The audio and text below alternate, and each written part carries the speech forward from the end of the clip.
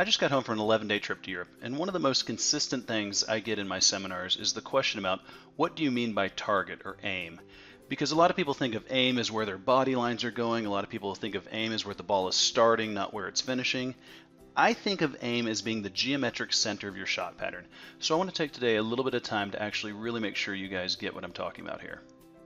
In order to really drive this point home, when you look at a shot pattern like this, you have to remember that yes, here's the hole, yes, here's a ball way over here, but no matter what, there is a geometric center to this shot pattern. So in this situation, half the golf shots are left of this red line and half the golf shots are right of this red line.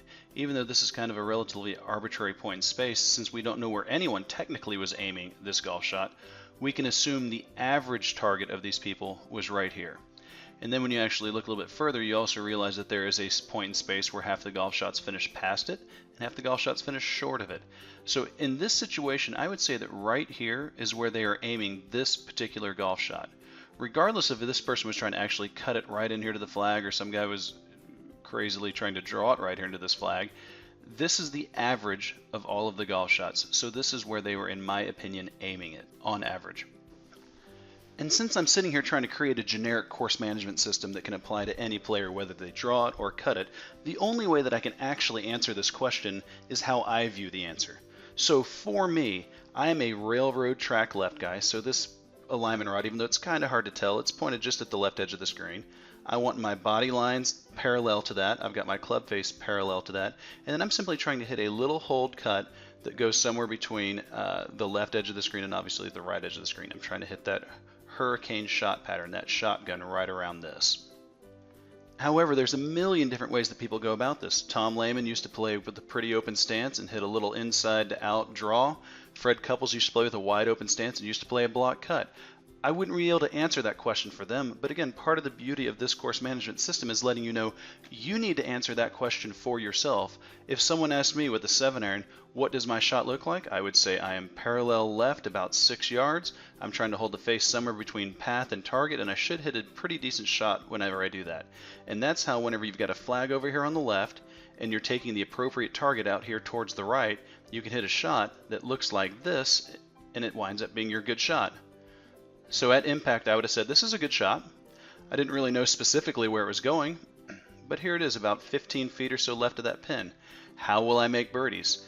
Well, one of my USGA champions was asked that question in his post-championship interview, and they said, and then you went and attacked that pin. This is on the 17th hole of the golf tournament. The USGA champion said, I wasn't trying to go at that pin, I'll tell you that much. It's a really important thing to understand. He had chose the appropriate target, and then got the shot that finished on the correct side, the lucky side, whatever you want to call it, of his distribution, and he wound up hitting a really good golf shot and wound up winning a USGA title. But I think one of the most important things that you have to understand whenever I just said that, the lucky side, the hole side, imagine that you were just out there hitting balls on the driving range. You would have a spot where half your shots finish left, half your shots finish right.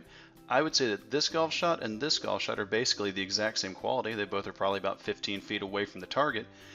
Simply like on the last hole, if the hole happens to be on the left side, that's a pretty lucky or fortunate place for it to end. You didn't know before you hit it that that's where it was going to go.